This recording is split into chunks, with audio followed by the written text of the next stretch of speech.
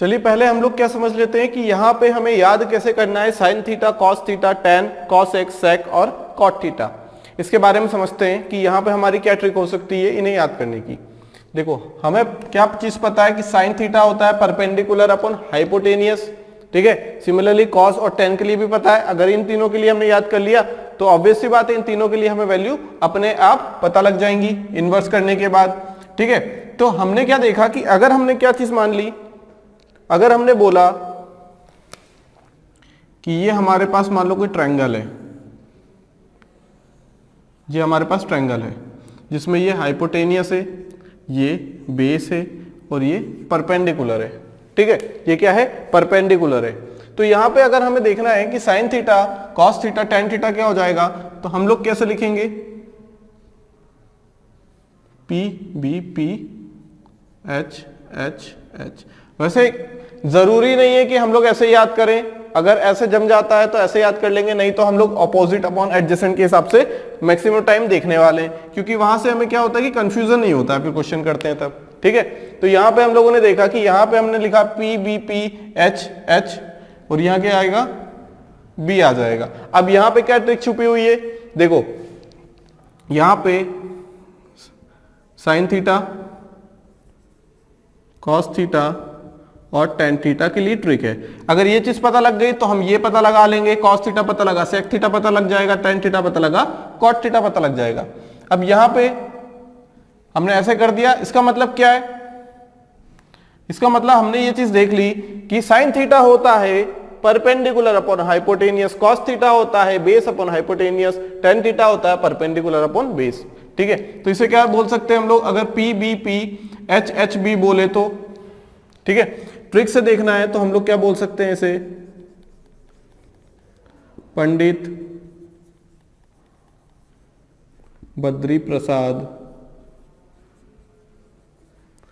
ठीक है, हर हर बोले, ठीक है। बात समझ में आ गई। अब यहां पे जो पहला वर्ड है इनका जो पहला वर्ड है यहां देखा जाए तो ये क्या है, P और यहां है H, तो P अपॉन H हो गया, B अपॉन H, तो B अपॉन H हो गया, यहां P अपॉन B, तो P अपॉन B हो गया, ठीक है। तो पहला वाला है साइन थीटा, दूसरा वाला है कॉस थीटा और तीसरा वाला है टेन थीटा, ठीक है। वैसे अगर कन्वीनियंट क्या रहेगा, अगर हमने याद किया अपोजिट अपॉन एडजेसेंट, है ना, adjacent upon hypotenuse, opposite upon hypotenuse, तो वहां से हमारे क्वेश्चन को करना आसान हो जाएगा। लेकिन किसी किसी की आदत हो जाती है स्कूल टाइम से कि हम लोगों को परपेंडिकुलर और बेस से ही सिखाया जाता है तो उसी से याद रहता है, तो ठीक है, कोई दिक्कत वाली बात नहीं है, हम लोग ट्रिक से ऐसे समझ सकते हैं। बात समझ में आ गई। दूसरी बात, अब दूसरी ट्रिक कौन सी, कि यहाँ पे भाई यहाँ पे जो वैल्यू लिखी गई है ये कौन सी है, क्योंकि अगर हमने साइन थीटा के लिए वैल्यू पता लगा ली तो हम कॉस थीटा, टेन थीटा और सारी वैल्यूज पता लगा लेंगे।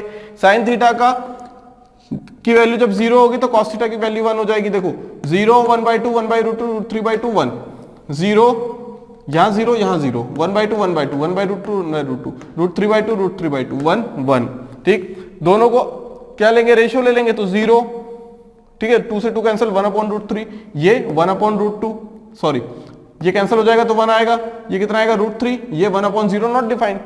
फिर इनका उल्टा कर देंगे तो ये सारी वैल्यू मिल जाएगी। अब ये भी तरीका क्या है इनका, ठीक है, बात समझ में आ गई। तरीका क्या है, देखो कुछ नहीं करना है, यहां पे हमें ये जो वैल्यूज दी गई है ना उनका कुछ काम नहीं है अभी, हमें सिर्फ क्या याद करना है, हमें सिर्फ ये याद करना है कि हमें सबसे पहले 0 1 2 3 और 4 तक गिनती लिख लेनी है, 0 1 2 3 4, ठीक है। बात समझ में आ गई। 0 डिग्री, 30 डिग्री, 45 डिग्री, 60 डिग्री और 90 डिग्री, ठीक है। तो ये एक्चुअल में है ये वैल्यूज, लेकिन ये किसकी वैल्यू से, 0 से 90 डिग्री तक। साइन थीटा के लिए बात कर रहे हैं, ठीक है। फिर क्या करो, 4 से डिवाइड कर दो, 4 खत्म हो गया, 4 से डिवाइड करते चले जाओ,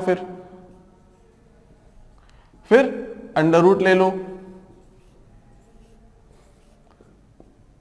बात समझ में आ गई। ये कितना हो जाएगा 0, ये कितना आएगा 1/2, ये कितना आएगा 1/√2, ये कितना आएगा √3/2 और ये कितना आएगा 1 आ जाएगा।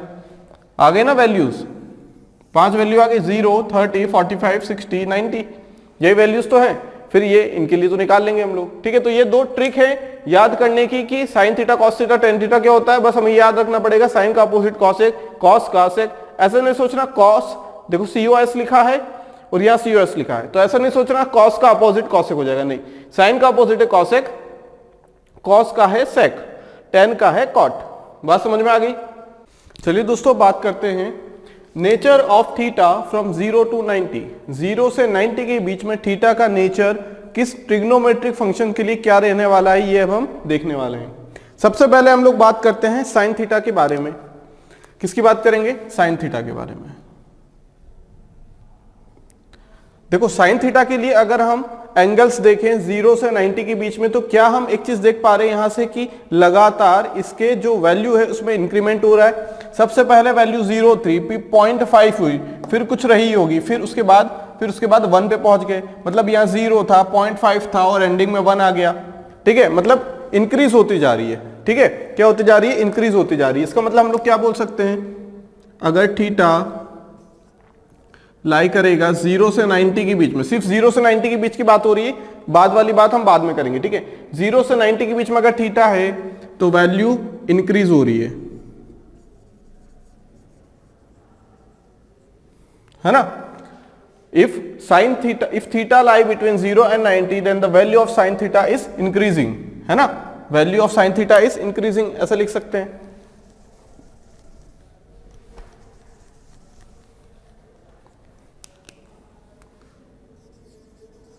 साइन थीटा इज इंक्रीजिंग, दिख ही रहा है हमें। 0 पे कितना था? 0 पे ये था 0, 90 हो गया तो ये कितना हो जाएगा 1। इसका मतलब कि हम लोग क्या बोल सकते हैं कि इसकी मिनिमम वैल्यू कितनी है? मिनिमम वैल्यू कितनी है इसकी? 0 और मैक्सिमम वैल्यू 1 है। सिमिलरली अगर कॉस थीटा की बात करें तो हम लोग अभी ये बात कर लेते हैं कि साइन थीटा और कॉस थीटा की मिनिमम वैल्यू देखो, इसकी 0 है, इसकी 0 है। मैक्सिमम वैल्यू कॉस थीटा की 1 है, इसकी भी 1 है ना। इसका मतलब साइन थीटा और कॉस थीटा की मिनिमम वैल्यू 0 है, मैक्सिमम वैल्यू 1 है। लेकिन ये मैक्सिमम और मिनिमम वैल्यू अलग अलग एंगल पे रहेगी। देखो यहाँ साइन थीटा की मिनिमम वैल्यू 0 है, लेकिन उसी एंगल पे जब साइन थीटा मिनिमम है उसी थीटा पे कॉस थीटा मैक्सिमम हो जाएगा। ठीक है, तो साइन थीटा क्या हो रहा है? लगातार इंक्रीज होता जा रहा है। इसका मतलब हम क्या बोल सकते हैं कि अगर कोई हमसे बोले कि साइन 38 डिग्री और साइन 48 डिग्री, हमें वैल्यू तो नहीं पता है, लेकिन हमसे पूछा जाए कि यहाँ पे कौन बड़ा कौन छोटा होगा, तो हम लोग बोलेंगे यहाँ पे कि जो साइन 48 डिग्री है वो बड़ा होगा साइन 38 डिग्री से, क्योंकि जैसे जैसे एंगल बढ़ता जाएगा वैसे वैसे हमारी साइन थीटा की वैल्यू भी बढ़ती जाएगी। ठीक है, बात समझ में आ गई ये चीज? ये साइन थीटा के लिए लिखा हमने। अब मैक्सिमम वैल्यू और मिनिमम वैल्यू लिख देंगे अगर हम साइन थीटा की, तो क्या हो जाएगी? साइन थीटा कहां लाई करता है? 1 और 0 के बीच में, और ये दोनों वैल्यू को इंक्लूड करना है। साइन थीटा लाई करता है 0 और 1 के बीच में। कोई भी हम एंगल ले लें, चाहे वो 90 से बड़ा हो छोटा हो, साइन थीटा की वैल्यू हमारे पास क्या आ जाएगी? सॉरी, 0 से 90 के बीच की बात कर रहे हैं। साइन थीटा की वैल्यू 0 से 90 के बीच में क्या हो जाएगी? 0 से 1 के बीच में लाई करेगी। बात समझ में आ गई? 90 डिग्री की बात करें तो। लेकिन अगर हम पूरे साइन थीटा की बात करें अगर, तो उसकी वैल्यू -1 से 1 के बीच में लाई करेगी, है ना। वो हम बाद में देखेंगे, अभी सिर्फ 0 से 90 के बीच में समझ रहे हैं। ठीक है, इतनी बात क्लियर हो गई। अब कॉस थीटा की अगर बात करें, कॉस थीटा इज डिक्रीजिंग। 0 से 90 के बीच में, जब हम 0 से 90 के बीच में चलेंगे, 0 से 90, थीटा जब 0 डिग्री से 90 डिग्री तक जाएंगे, यहां 0 डिग्री से 90 डिग्री तक जाएंगे जब, तो क्या हो जाएगा? कॉस थीटा क्या हो जाएगा? डिक्रीज होगा। कॉस थीटा इज डिक्रीजिंग, या फिर कॉस की वैल्यू कम होती जाएंगी। ठीक है, बात समझ में आ गई? दिख ही रहा है, कॉस थीटा पहले 1 था 0 पे और 90 डिग्री पे चलेगा तो 0 हो गया, मतलब स्लोप नेगेटिव आ गया। मतलब हम लोग क्या हो रहे हैं? नीचे जा रहे हैं, मतलब बड़ी वैल्यू से हम छोटी वैल्यू की तरफ जा रहे हैं। ठीक है, ग्राफ से हमें कोई मतलब नहीं है, बस इतनी सी चीजें समझनी है जो कि थोड़ी सी इंपॉर्टेंट है। ग्राफ से हमें कोई मतलब नहीं है अभी। ठीक, cos theta is decreasing, decrease हो रहा है, दिख ही रहा है हमें। इसका मतलब हम लोग क्या बोल सकते हैं यहां से? अगर हमसे बोल दिया जाए cos 38 डिग्री और cos 48 डिग्री। अब बड़ा कौन इसमें? बड़ा 38 डिग्री। क्यों? क्योंकि भाई cos की वैल्यू कम होती जा रही, जैसे जैसे एंगल बढ़ेगा वैसे वैसे वैल्यू कम होती जाएंगी। दिख ही रहा है यहाँ पे, जब एंगल सबसे कम है तो वैल्यू सबसे ज्यादा, जब एंगल सबसे ज्यादा है तो वैल्यू सबसे कम, है ना। तो यहाँ पे जब एंगल बढ़ता जा रहा है, देखो 38 से 48 हो गया, इसका मतलब वैल्यू कम हो गई होगी, तो इसका मतलब ये वैल्यू बढ़ी है। ठीक है, तो यहां से हम लोग क्या बोल सकते हैं, cos थीटा की वैल्यू ये भी 0 से 1 के बीच में लाई करेगी। ठीक है, 0 से 90 डिग्री की बात कर रहे हैं, उससे ज्यादा की बात नहीं कर रहे हम लोग। ठीक है, बात समझ में आ गई? क्लियर है इतनी बात? अगर हम tan थीटा की बात करें तो ऐसे ही समझ लेते हैं, tan 30 की वैल्यू क्या हो जाएगी, tan थीटा की वैल्यू बात करें तो tan थीटा की वैल्यू देखो पहले कम थी, फिर बाद में नॉट डिफाइन मतलब इनफाइनाइट तक चले गए हम लोग। नॉट डिफाइन मतलब 1/0 मतलब 1 इंफिनिटी। ठीक है, पहले 0 था, फिर देखो 1 हो गया, √3 हो गया, 1.732 हो गया, मतलब बढ़ती जा रही है इसकी वैल्यू। तो tan थीटा का नेचर क्या है, इसकी वैल्यू बढ़ती जाएगी, और 0 से 90 के बीच में इसकी वैल्यू क्या हो जाएगी, 0 से इनफाइनाइट, है ना, 0 से इनफाइनाइट, मतलब इसकी वैल्यू कितनी है, इसकी वैल्यू इंक्रीज होती जाएगी कंटिन्यूसली। वहीं अगर tan theta, cosec theta, sec theta, cot theta की बात करें तो tan थीटा की बात करें तो tan थीटा क्या हो जाएगा, tan थीटा 0 से जब 90 तक जाएंगे हम लोग, है ना, पहले एंगल 0 डिग्री था, बाद में 90 डिग्री, 0 से 90 डिग्री की तरफ बढ़ेंगे, तब क्या होगा, इसकी वैल्यू क्या हो जाएगी, यहां वैल्यू लिख लेते हैं। ठीक है, tan थीटा की 0 से 90 तक इसकी वैल्यू कितनी हो जाएगी, यहां ऐसे कर लेते हैं हम लोग, पांचों के लिए लिख लेते हैं, 2 के लिए हमने समझ लिया, और पांचों के लिए हम लोग क्या कर लेते हैं, लिख लेते हैं, यहाँ पे इंक्रीज होगी डिक्रीज होगी। ठीक, यहां साइन थीटा की बात करें, यहां कॉस थीटा की बात करें, tan theta, cosec theta, sec theta और कॉट थीटा, इनकी वैल्यू 0 से 90 तक जाएंगे तो साइन थीटा की वैल्यू क्या हो जाएगी, इंक्रीज होगी, इंक्रीज होगी। कॉस थीटा की बात करें तो इसकी वैल्यू क्या होगी, डिक्रीज होगी, है ना, क्या होगी, डिक्रीज होगी वैल्यू। tan थीटा की बात करें तो देखो क्या दिख रहा है, 0 थी, फिर नॉट डिफाइंड मतलब 1/∞ तक पहुंच गई, मतलब क्या हो रही होगी, इंक्रीज हो रही होगी वैल्यू। वहीं अगर कॉसेक की बात करें तो देखो नॉट डिफाइंड 1/0, या फिर इसे छोड़ो 2 से 1 तक पहुंच गई, ट्रेंड तो क्या है, स्लोप बनेगा ना यहाँ पे, भाई यहाँ पे 2 था 1 पहुंच गया मतलब कम हो रही है, तो कॉसेक की वैल्यू डिक्रीज हो रही है। ये tan की वैल्यू है, tan की वैल्यू इंक्रीज हो रही है, कॉसेक की वैल्यू डिक्रीज हो रही है, सेक की वैल्यू क्या हो रही है, सेक की वैल्यू इंक्रीज हो रही है, कॉट की वैल्यू क्या हो जाएगी, डिक्रीज हो रही है। तो यहां पे हम देख पा रहे हैं एक ट्रेंड फॉलो हो रहा है, देखो कैसे, देखो साइन थीटा की वैल्यू अगर इंक्रीज हो रही है तो कॉसेक थीटा की वैल्यू डिक्रीज हो रही है। भाई 1 कर देंगे, एक चीज 1 2 3 हो रहा है, फिर 1/1 1/2 1/3, तो उल्टा कर दिया तो ये चीज क्या हो रही है, फिर डिक्रीज होने लग जाएगी, है ना, बात समझ में आ गई। कॉस थीटा है, सेक थीटा, एक डिक्रीज होगा तो दूसरा इंक्रीज होगा, tan थीटा अगर इंक्रीज हो रहा है तो कॉट थीटा डिक्रीज होगा, बात समझ में आ गई। तो इतना याद रखना है बस। फिर अगर बाद में हम लोग किसकी बात करेंगे, मैक्सिमम वैल्यू की बात करेंगे, ठीक है, मिनिमम वैल्यू की बात करेंगे, मैक्सिमम मिनिमा कैसे निकालेंगे हम लोग इसमें। ठीक है, अब बात करते हैं maximum and minimum values of the trigonometric functions. Basically हम लोग यहाँ पे बात करेंगे साइन थीटा, कॉस थीटा और tan थीटा की। वहीं अगर हमसे क्वेश्चन में पूछ लिया जाए कॉसेक, सेक और कॉट के लिए, तब हम इन्वर्स करके उसका आंसर निकाल लेंगे। ठीक है, बात समझ में आ गई। साइन थीटा की अगर बात करें तो साइन थीटा की जो वैल्यू होगी वो किसके बीच में लाई करेगी, ये करेगी -1 से 1 के बीच में।